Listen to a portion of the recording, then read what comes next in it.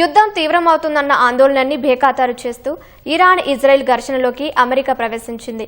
ఇరాన్కు అత్యంత కీలకమైన Natanz, Isfahan, Fordow అణు కేంద్రాలపై అత్యంత ప్రమాదకర బంకర్ బ్లస్టర్ బాంబులను ప్రయోగించింది. ఇందుకోసం ప్రపంచంలోనే అత్యంత శక్తివంతమైన B-2 స్టెల్త్ బాంబర్లను వినియోగించింది. దాడులను అమెరికా అధ్యక్షుడు డొనాల్డ్ ట్రంప్ సిచ్యువేషన్ రూమ్ నుంచి స్వయంగా పర్యవేక్షించారు. ఇరాన్ అణు సామర్థ్యాన్ని నాశనం చేయడమే తమ లక్ష్యమని తెలిపారు. ఏ దేశం చేయలేని సాహసాన్ని అమెరికా సైన్యం చేసిందన్నారు. ఇరాన్లోని కీలకమైన ఫోర్డో, నతాంజ్, ఇస్ఫహాన్ అణు కేంద్రాలపై శక్తివంతమైన బంకర్ బస్టర్ బాంబులు, తోమహాక్ క్షిపణులతో అమెరికా సైన్యం విరుచుకుపడింది. కట్టుదిట్టమైన భద్రత మధ్య భూగర్భంలో 300 అడుగుల లోతున ఉండే ఫోర్డో అణుకేంద్రంపై ప్రమాదకర GBU-57 బంకర్ బస్టర్ల బాంబులను ప్రయోగించింది. దాడిలో ఫోర్డో అణుశుద్ధి కేంద్రం పూర్తిగా ధ్వంసమైంది. ఫోర్డో అణుకేంద్రంపై 13,600 కిలోల బరువుగల 2 GBU-57 బంకర్ బస్టర్లు సరిపోతాయని అమెరికా సైన్యం అంచనా వేసింది. కానీ ఈ ఆపరేషన్లో ఏకంగా 6ని ప్రయోగించారు. ఇక ఇస్ఫహాన్, నతాంజ్ అణు కేంద్రాలపై దాదాపు 400 మైళ్ల దూరం నుంచి 30 తోమహాక్ క్షిపణుల్ని అమెరికా ప్రయోగించింది. ఇక్కడ కూడా 2 బంకర్ బ్లస్టర్లను అమెరికా ఉపయోగించినట్లు అంతర్జాతీయ మీడియా పేర్కొంది. ఇరాన్కు 2 వారాల గడువు ఇస్తామని అంతకుముందు ప్రకటించిన అమెరికా అధ్యక్షుడు డొనాల్డ్ ట్రంప్ 2 రోజులు కూడా ఆగకుండా దాడులకు ఆదేశాలిచ్చారు.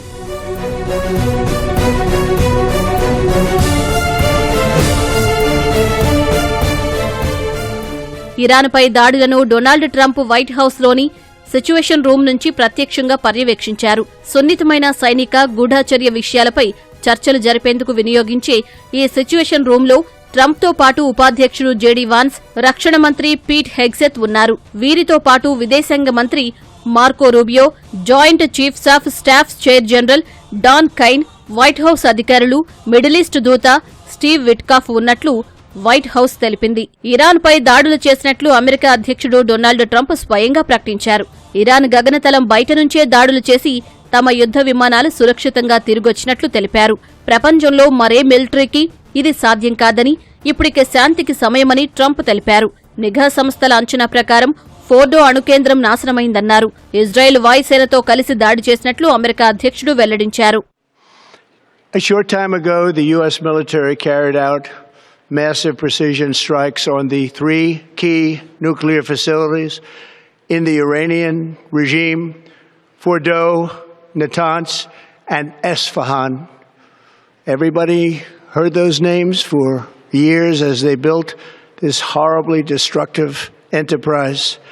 Our objective was the destruction of Iran's nuclear enrichment capacity and a stop to the nuclear threat posed by the world's #1 state sponsor of terror.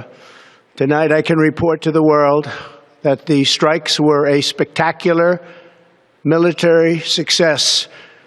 Iran's key nuclear enrichment facilities have been completely and totally obliterated. Iran, the bully of the Middle East, must now make peace. If they do not, future attacks will be far greater and a lot easier. For 40 years, Iran has been saying death to America, death to Israel. They have been killing our people, blowing off their arms, blowing off their legs with roadside bombs. That was their specialty. We lost over 1,000 people, and hundreds of thousands throughout the Middle East and around the world have died as a direct result of their hate. In particular, so many were killed by their general, Qasem Soleimani.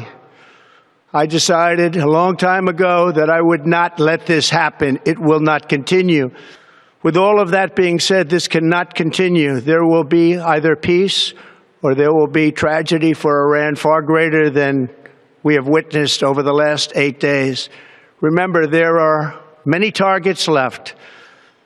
Tonight's was the most difficult of them all, by far, and perhaps the most lethal. But if peace does not come quickly, we will go after those other targets with precision, speed, and skill. Most of them can be taken out in a matter of minutes. There's no military in the world that could have done what we did tonight. Iran అణు స్థావరాలను నాశనం చేస్తానని గతంలో టెహ్రాన్కు మాట ఇచ్చానని ఆ వాగ్దానాన్ని ఇప్పుడు నిలబెట్టుకున్నానని Israel ప్రధాని నెతన్యాహు ఎద్దేవా చేశారు.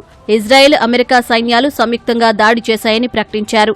ఏ దేశం తీసుకోలేని సాహసోపేతమైన నిర్ణయాన్ని అమెరికా తీసుకుందని, ట్రంప్ నిర్ణయం చరిత్రను మార్చుతుందని తెలిపారు. אתם זוכרים שמתחילת המבצע אני הבטחתי לכם שמתקני הגרעין של איראן יושמדו בדרך זו או אחרת. ההבטחה הזו קוימה. לפני זמן קצר, בתיאום מלא ביני לבין הנשיא טראמפ ובתיאום מבצעי מלא בין צה"ל וצבא ארצות הברית תקפה את 3 מתקני הגרעין של איראן, פורדו, נתנז ואיספהאן. בכך המשיכה ארצות הברית ביצת ובעוצמה כבירה את התקיפות של צה"ל והמוסד על תוכנית הגרעין של איראן. ఇరాన్ అణు కార్యక్రమం ఇజ్రాయెల్ ఉనికికే ముప్పు కలిగించిందని, మొత్తం ప్రపంచ శాంతికి కూడా ప్రమాదం కలిగించిందని ఇజ్రాయెల్ ప్రధాని వివరించారు.